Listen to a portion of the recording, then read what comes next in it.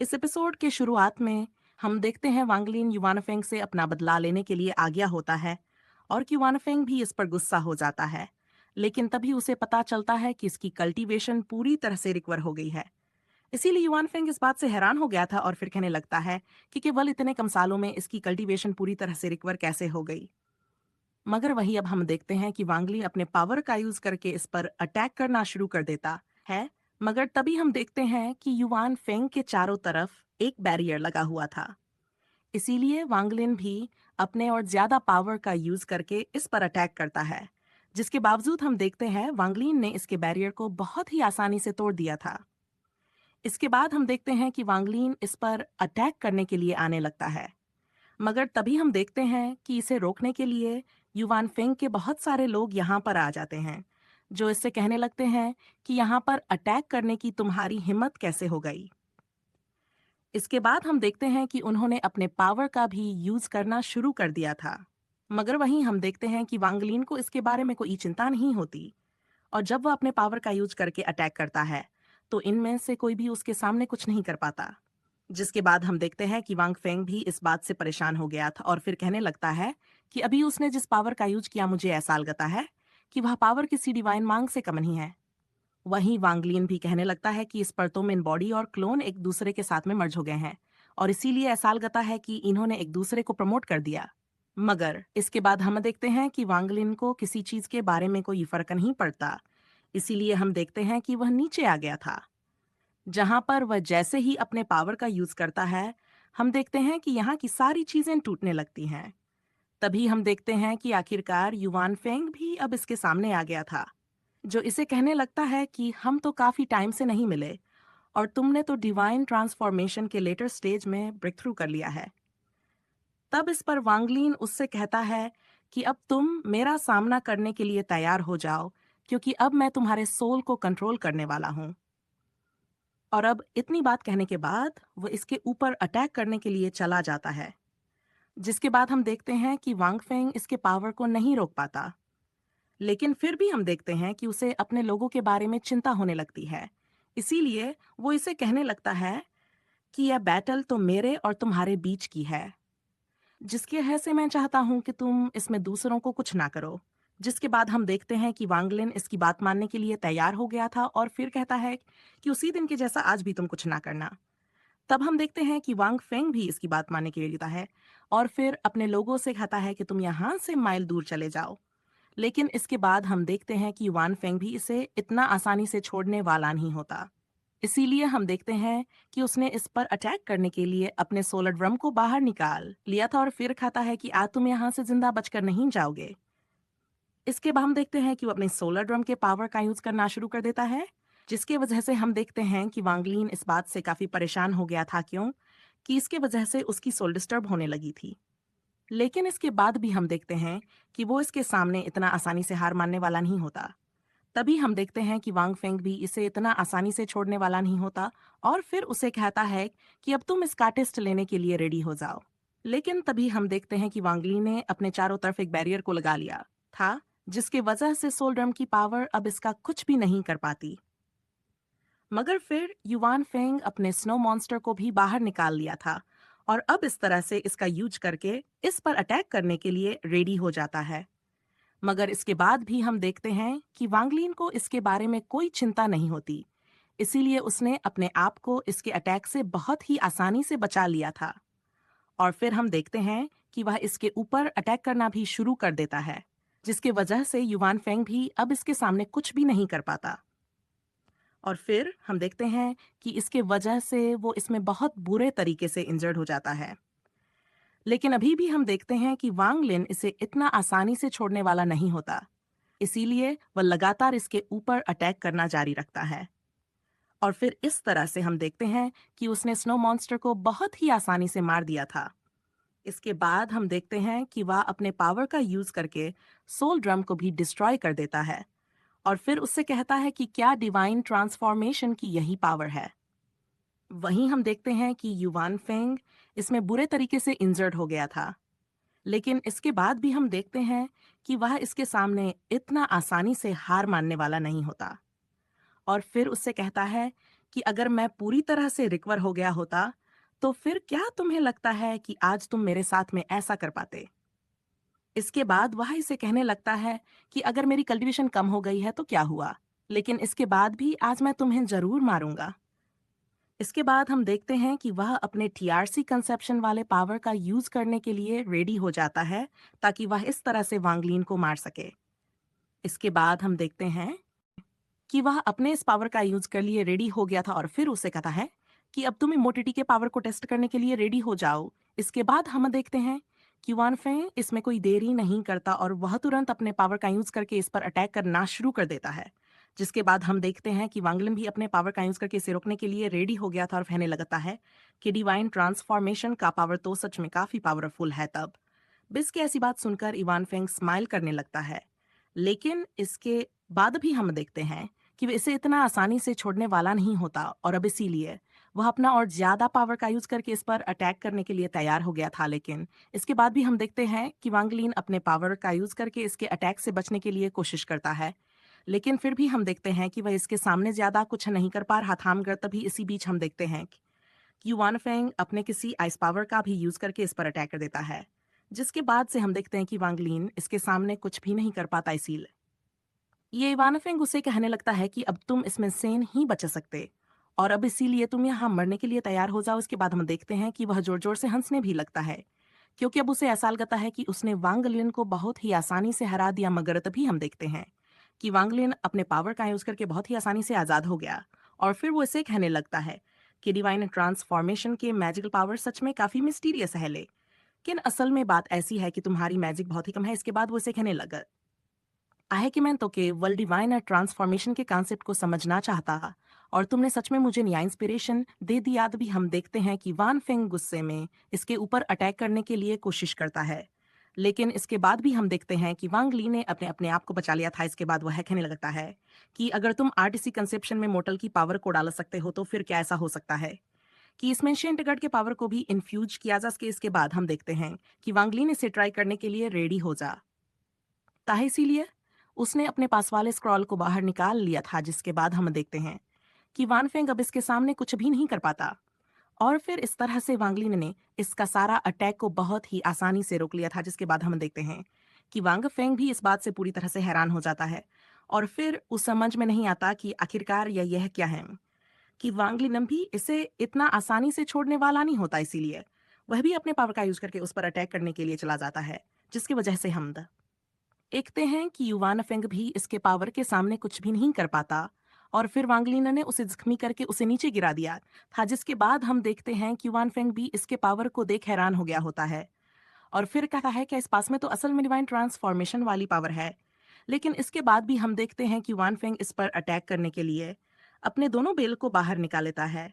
जिसके बाद हम देखते हैं कि वांगलिन को उस लड़के के बारे में याद आता है कि उसने भी इसी तरह के बेल का यूज करके इसके ऊपर अटैक किया था और अब इसीलिए वो इसे खता है एसाल गता है कि उसे भी तुमने ही भेजा था। मगर इसके बाद भी हम देखते हैं कि युवान फेंग को इसके बारे में कोई चिंता नहीं होती और वह अपने इस मैजिकल वेपन का यूज करके इसके ऊपर अटैक करने के रेडी हो जाता है। लेकिन तभी हम देखते हैं कि वांगलिन इस बात से इसके ऊपर गुस्सा हो गया था और फिर उससे कहता है कि तुम इस मैजिकल वेपन को डिवन ही करते। इसके बाद हम देखते हैं कि वांगली ने अपने पावर का यूज करके इन दोनों मैजिकल वेपन को सील कर दिया था, जिसका वह से युवान फेंग इसका कुछ भी नहीं कर पाता और अब इसीलिए हम देखते हैं कि वह यहाँ से अपनी जान बचाकर भागता है।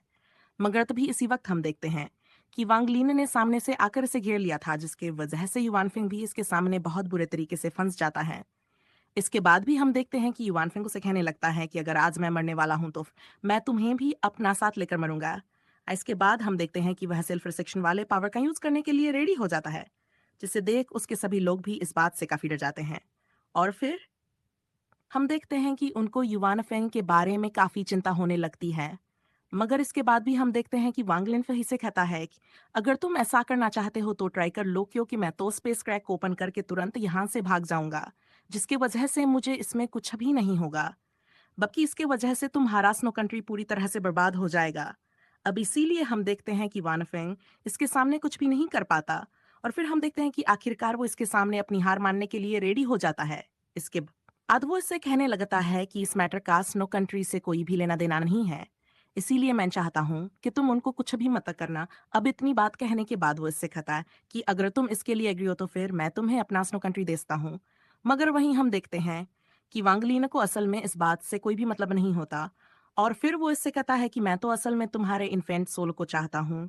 जिसके बाद हम देखते हैं कि वानफेंग इसके बारे में कुछ भी नहीं बोल पाता, लेकिन इसके बाद भी हम देखते हैं कि वांग लीन इसे छोड़ने वाला नहीं होता, और इसीलिए वो अपने पावर का यूज करके इसके इन्फेंट सोलो को लेने के लिए रेडी हो जाता है। इसके बाद हम देखते हैं कि वांग लीन ने इसके सोलो को सोल बैनर में कैद कर लिया था, मगर तभी अचानक से हम देखते हैं कि सभी लोगों की कल्टीवेशन भी ड्रॉप होने लगती है, जिसका वजह से सभी इस बात से काफी परेशान हो जाते हैं।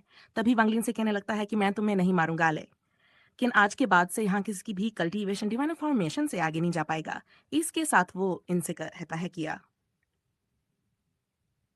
अगर किसी ने ऐसा करने के लिए कोशिश किया तो मैं यहाँ पर फिर से जरूर आऊंगा। इसके बाद हम देखते हैं कि उसने इनके ऊपर अपना बैन लगा दिया था। इसके बाद वो कहने लगता है कि उस समय स्नो कंट्री ने फोर फैक्शन के ऊपर तबाही मचाई थी, जिसके बाद से वह लेवल 5 वाला कल्टीवेशन कंट्री बन गया था, लेकिन अब यह फिर से लेवल 3 वाला कल्टीवेशन कंट्री बन गया। इसके बाद अगले सीन में हम क्वजी को देखते हैं, जो खरा होता है कि मेरे पास में तो सच में टैलेंट को पहचानने वाली अंग है, क्योंकि इस लड़के ने केवल ट्रांसफॉर्मेशन किल एटर स्टेज में होने के बाद भी इन्फेंट मुन को भी इतना आसानी से मार दिया। तब इसकी ऐसी बात सुनकर वताई उसे कहता है कि यहाँ पर वांगली ने सच में बहुत ही टैलेंटेड है। जिसके बाद यूनिक वजी कहने लगता है कि इस बार तो स्नो कंट्री लेवल 3 वाला कल्टीवेशन कंट्री बन गया, और फिर वो वताई से कहने लगता है कि मैंने तुम्हारा हेल्प किया, इसीलिए मैं चाहता हूँ कि तुम जाकर मेरे से मिलो, क्योंकि जब तुम उसके थर्स इल्यूजन और एथलेस्का को देखोगे तो फिर उसके बाद ही तुम्हें पता चलेगा कि यह कितना अचीव हुआ है। जिसके आज हम देखते हैं कि वताई भी इसकी बात मानकर यहाँ से चला जाता है, जबकि व्यूनक वजी कहने लगता है कि वजी के दोनों डिसाइपल तो उसमें बहुत ही शानदार है, लेकिन उसमें से भी फेंग सबसे टैलेंटेड है, और आज तक का मैंने अपना लाइफ में उसके जैसा कोई और नहीं देखा। इसी के साथ हम देखते हैं कि पर्पल कोर के बारे में बात करने लगता है, और फिर कहने लगता है कि उसकी फर्नेस थी, जिसकी वजह से इस बात का चांस है कि वह स्कारो हार्ट पहनेगी। लेकिन इसी के साथ हम देखते हैं कि वह हमें के रथलेस वे के बारे में भी बात करने लगता है, और फिर कहने लगता है कि वो ताई के पास में भी रथलेस मूड है, जिसकी वजह से मुझे ऐसा लगता है कि वह इसका यूज करके उसके साथ में फाइट कर सकता है। मगर फिर वह कहने लगता है कि मैं ही तो वांगलिन का आर्टिस्टिक का सब्सटेंस से इम्प्रेस हो गई, और इसीलिए मुझे ऐसा लगता है कि यही लड़का वो वेपन बनेगा जो कि मेरे और जुकवा जी के इम्पियस को खत्म करेगा। फिर वह आगे कहने लगता है कि सीनियर, मैंने तो आपके साथ में बेट लगाया था, जिसकी वजह से लूजर को 10 साल के लिए पनिश किया जाएगा। जिसके बाद वह कहने लगता है कि और 12 साल, और उसके बाद मैं खुद ही अपने आप को पनिश करूंगा, क्योंकि मुझे ऐसा लगता है कि सुजाकू थ्रोन का विनर कौन होगा इसके बारे में बता पाना बहुत ही मुश्किल है। वहीं एक आदमी कह रहा होता है कि जेंग न्यू फिर से स्नो किंगडम में अपीयर हुआ है, जिसने कि केवल अपने ही ताकत का यूज करके स्नो टेरिटरी मास्टर को मार दिया। इसके अलावा उसने सभी के कल्टीवेशन को भी सील कर दिया है, जिसके वजह से लेवल 5 वाला कल्टीवेशन कंट्री अब केवल लेवल 3 वाला कल्टीवेशन कंट्री बनकर रह गया। अब इतनी बात कहने के बाद वह कहता है कि आखिरकार युवान फेंग इसमें मारा गया। वहीं दूसरी तरफ हम देखते हैं कि फेंग को भी इसके बारे में पता चल गया था, जिसके बाद वो कहने लगता है कि युवान फेंग तो केवल एक वेस्ट था, क्योंकि वह असल में जबरदस्ती इन्फेंट ट्रांसफॉर्मेशन में एंटर हुआ था।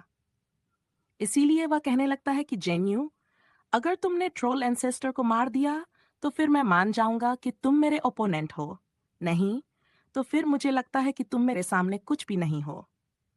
इसके बाद अगले सीन में हम देखते हैं कि वांगिलिन सीतुनान के सामने था, जहां हम देखते हैं कि वह युवान फेंग के दोनों मैजिकल वेपन को इसे दे देता है, जो कि असल में इसके बाजू में फ्यूज हो जाते हैं।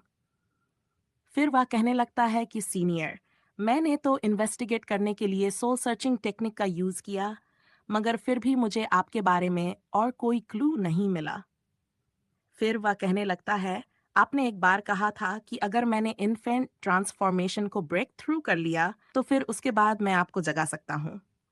इसीलिए मुझे ऐसा लगता है कि इसमें भी इमोर्टल पावर रिलेटेड है, लेकिन असल में युवान फेंग तो जबरदस्ती इन्फेंट ट्रांसफॉर्मेशन में प्रमोट हुआ था, जिसके वजह से उसके बॉडी में इमोर्टल पावर की कमी है। लेकिन मुझे ऐसा लगता है कि ट्रोल एंसेस्टर ऐसा नहीं होगा, क्योंकि वह तो स्टेप बाय स्टेप प्रैक्टिस करके यहाँ तक आया है। इसी के साथ साथ उसके पास में तो टेलीपोर्टेशन का मैजिकल पावर भी है, जिसके वजह से खुद सनटाई भी उसका कुछ नहीं कर सका। अब इसीलिए वह कहने लगता है कि अगर मैंने उसका साथ में फाइट किया तो फिर मैं इसके बारे में श्योर नहीं हूं कि वहां पर क्या होगा। लेकिन तभी इसी बीच हम देखते हैं कि वह ट्रोल एंसेस्टर के बातों को याद करने लगता है, जहां पर वह कह रहा था कि मुझे इसकी बॉडी चाहिए। लेकिन इसके बाद भी हम देखते हैं कि वांगलीन इसके बारे में समझ गया था और फिर कहता है, मुझे ऐसा लगता है कि उसने जरूर ही हेवली पर्ल के बारे में सुना होगा। इसके बाद वह कहने लगता है कि ट्रोल एंसेस्टर जैसे ही रिकवर हो जाएगा, मुझे पूरा यकीन है कि वह फिर से मुझे खोजने के लिए जरूर आएगा। इसके बाद वह कहने लगता है कि अभी फाइट करने की कोई जरूरत नहीं है, क्योंकि मुझे ऐसा लगता है कि मैं उसे मारने का चांस मिस कर दूंगा। मगर तभी इसी बीच हम देखते हैं कि दरवाजे पर कोई आ जाता है। इसीलिए वांगलिन उससे पूछता है कि कौन है। तब इस पर वही से बताता है कि मुझे एंसेस्टर डुंटिया ने यहाँ पर भेजा है और मैं असल में यहाँ पर आपको कुछ देने के लिए आया हूँ। जिसके बाद हम देखते हैं कि वांगलिन इसके सामने आता है और फिर वो सब बताता है कि एनेसेस्टर डुटियान को पता है कि तुम क्या करने वाले हो और इसीलिए उन्होंने मुझे यह तुझे देने के लिए कहा। और फिर तभी हम देखते हैं कि डुटियान की शैडो के सामने आ जाती है। इसके बाद डुटियान इसे कहने लगता है कि मेरे लिए कहीं पर भी जा पाना बहुत ही मुश्किल है, इसीलिए मैं केवल इसी तरीके से तुम्हारा हेल्प कर सकता हूँ। जिसके बाद हम देखते हैं कि वो इसे कोई जेड स्लिप देता है और फिर बताता है कि इसमें ट्रोल के टेलीपोर्टेशन वाले मैजिकल पावर से डील करने का तरीका है। जिसके बाद हम देखते हैं कि वांगलिन भी इसके बारे में समझ गया और फिर कहता है कि अच्छा तो यही है। तभी डुटियान इसे कहने लगता है कि तुमने तो इसे देखा होगा। और फिर हम देखते हैं कि वह बिलियन वाले सोलर बैनर को इसके सामने ला देता है। इसके बाद हम देखते हैं कि वह जैसे ही इसे चकरता है, इसके अंदर आ जाता है, जहां हम देखते हैं कि डुंटिया ने इसके चारों तरफ एक बैरियर लगा दिया था ताकि यहाँ के सोल से इसे कोई नुकसान ना हो। इसके बाद वह इसे बताने लगता है कि यह मेन सोल बैनर नहीं है, जिसके वजह से तुम इसे केवल 2 बार ही यूज कर सकते हो। लेकिन फिर भी इसमें मेन बैनर का 1/3 पावर है।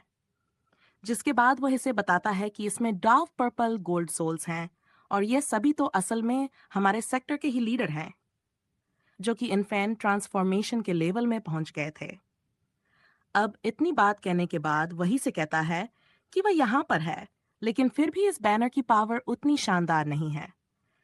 तभी इसी बीच हम देखते हैं कि अचानक से वे सारे सोल एक्टिवेट होने लगते हैं। जिसके बाद रुटियाना वांगलीन से कहता है कि अगर तुम इन सोल को पूरी तरह से कंट्रोल करना चाहते हो तो फिर अभी भी तुम्हें इसके लिए थोड़ा सा मेहनत करना होगा और फिर तुम्हें गॉड लॉकिंग मेथड को प्रैक्टिस करना होगा। तब इसे देख वांगलीन कहने लगता है कि यह प्रेशर तो बहुत ही स्ट्रांग है, लेकिन इसके बाद भी हम देखते हैं कि वह इसमें इतना आसानी से हार मानने वाला नहीं होता और वह तुरंत ही प्रैक्टिस करना शुरू कर देता है। जिसकी वजह से हम देखते हैं कि सारे छोटे वाले सोल यहाँ से भागने लगते हैं। लेकिन वहीं हम देखते हैं कि वह मेहनत सोल इतना आसानी से मानने वाले नहीं होते और वह तुरंत ही इसके तरफ आने लगता है। लेकिन इसके बाद भी हम देखते हैं कि वांगलिन को इसके बारे में कोई चिंता नहीं होती, क्यों कि अब उसने गॉड लॉकिंग में थर्ड का यूज करना शुरू कर दिया था। जिसके बाद दोस्तों हम देखते हैं कि वे अब इसके सामने कुछ भी नहीं कर पाते और फिर इस तरह से आखिरकार वे इसके कंट्रोल में आ जाते हैं। जिसके बाद हम देखते हैं कि अब वे सभी इसके सामने खड़े हो जाते हैं और अब इस तरह से वे रिस्पेक्ट देने लगे थे। लेकिन तभी अचानक से हम देखते हैं कि वे सभी एक साथ में कंबाइन होने लगते हैं, जिसकी वजह से सब सोल फ्लैग भी क्रिएट होने लगा था। अब इसके कुछ देर के बाद हम देखते हैं कि आखिरकार वह पूरी तरह से क्रिएट हो जाता है। जिसके बाद डुटियान उसे कहता है कि मैंने तुम्हें सब कुछ दे दिया और अब इसीलिए मैं सोल रिफाइनिंग सेक्ट में तुम्हारा वेट करूंगा। जिसके बाद हम देखते हैं कि वांगिलीन भी इसके लिए थैंक यू कहता है। लेकिन इसके बाद हम देखते हैं कि वह इसमें कोई देरी नहीं करता और फिर कहता है कि ट्रोल एंसेस्टर, अब तुम्हें बर्बाद होने से कोई भी नहीं बचा पाएगा। तो अगर एक्सप्लेनेशन अच्छी लगी हो तो इस वीडियो को लाइक और इस पर एक कमेंट जरूर करें।